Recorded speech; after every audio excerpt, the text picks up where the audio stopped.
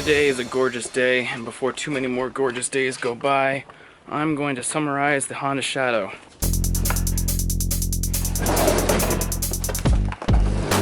The first step is confirming what kind of oil the Shadow needs. So here we go right here, after draining and an oil filter change 3.1. And here's the other information we need, SAE 10W40. The other thing I need is an oil filter, and this is my box from last year. And as you see here, I've kindly labeled it Shadow so that I know which one it's for. So this is the K&N model that I need for the Shadow, the KN303.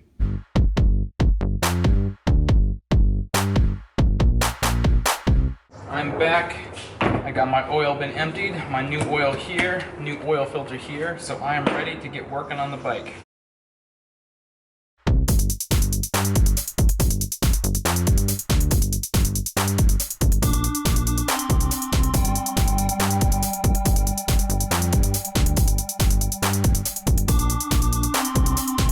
You'll notice that this battery has a date of installed September 2015 on it, and I label all of my batteries so that I roughly have an idea of when they might start to die out on me. On this model of the Shadow, the battery's kept right here, so I'm going to start taking this guy off.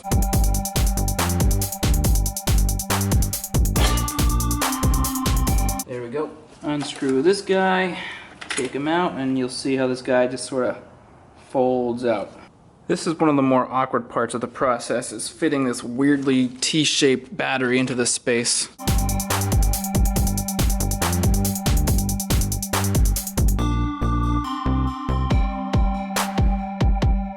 Alright, so it's in. Now we put this bracket guy back in place to hold him. Have to force it a little bit just to get the two holes lined up, then it's good to go. Make sure it's nice and snug. And now it's time for the next most awkward process, which is getting your leads fastened to the battery.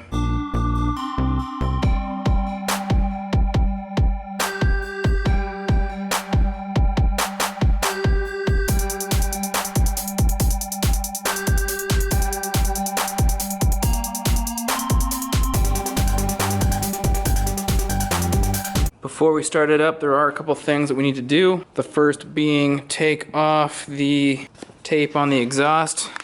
This is to keep rodents, critters, animals of any kind from going into your exhaust and maybe your engine and making a nest. The other thing you want to do is access your air box, wherever that is, for the same reason you cover your exhaust. Make sure there are no critters, rodents, animals of any kind that have made a house in your air box area. Yeah, so airbox looks good. I don't see any evidence of a nest or anything, so that is always a good sign. Once you've cleared the airbox, put everything back in place.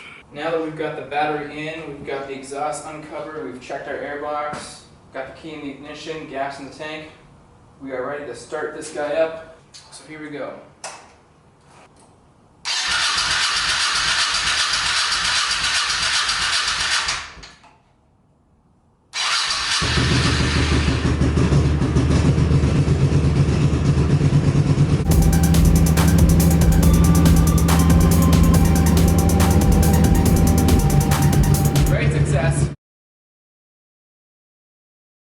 Now that it's been running a few minutes, I'm going to roll it back into the garage.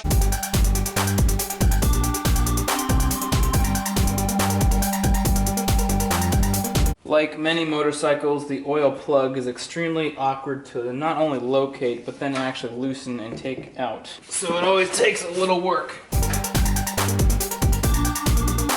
Right in there.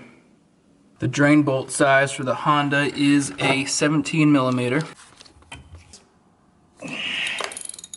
Alright, so it is on its way out. With the oil bolt loosened and twisted out just a little bit, it's already starting to drain oil, so I'm getting my oil bin ready to go. And there we go. And we have some spillage. That does seem to be unavoidable no matter how hard you try. So most of the oil has drained out at this point, so I'm going to slide my oil bin aside and awkwardly screw the drain plug back in just for a few minutes as I get ready to change the oil filter. Here is the oil filter. So same story, really. You gotta unscrew this just like you unscrew the oil plug, and then let it drain, and you will likely spill oil.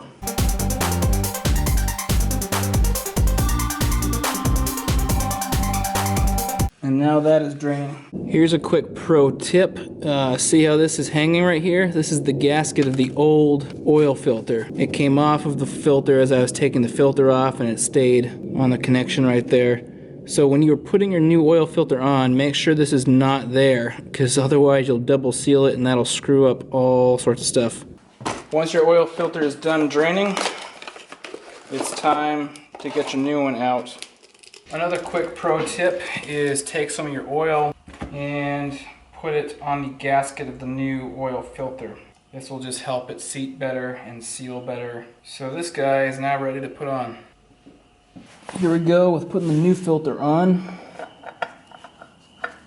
We've got the thread, make sure it's not cross-threaded. And once you have a good connection, then start tightening it down. Alright, that's pretty good. Something else we're going to do really quick is open up some of our oil and put a little bit of it in and let it drain through, and that'll just help make sure we flush out any extra crap that's hanging around.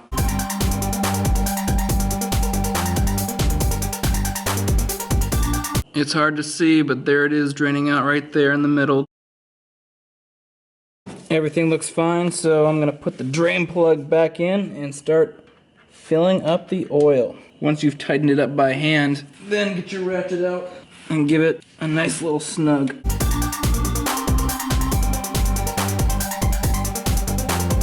I'm back to the other side again, and at this point it's just a case of filling it with oil.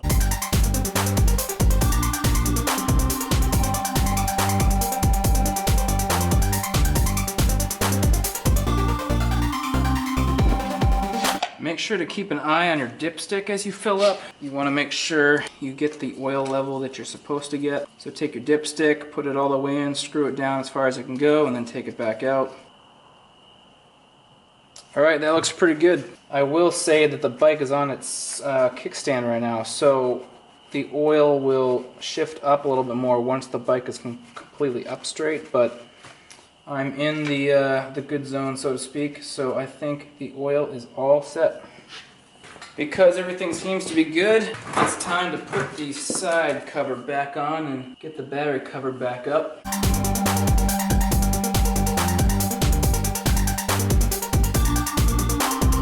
Alright, that's back on. The very last thing to do before you completely finish summarizing your motorcycle is check tire pressure. As it states in the owner's manual, 33 psi for the front, 33 psi for the rear.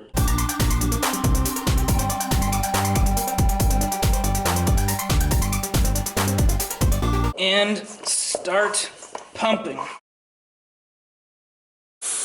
We are about at 35, so I'm just going to let a little air out. And there we go, 33.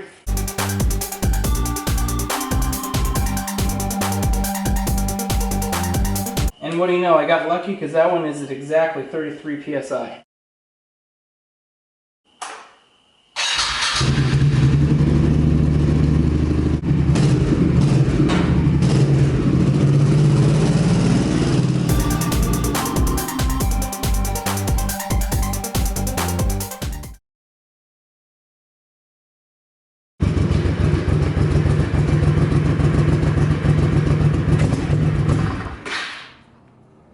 And it stalled.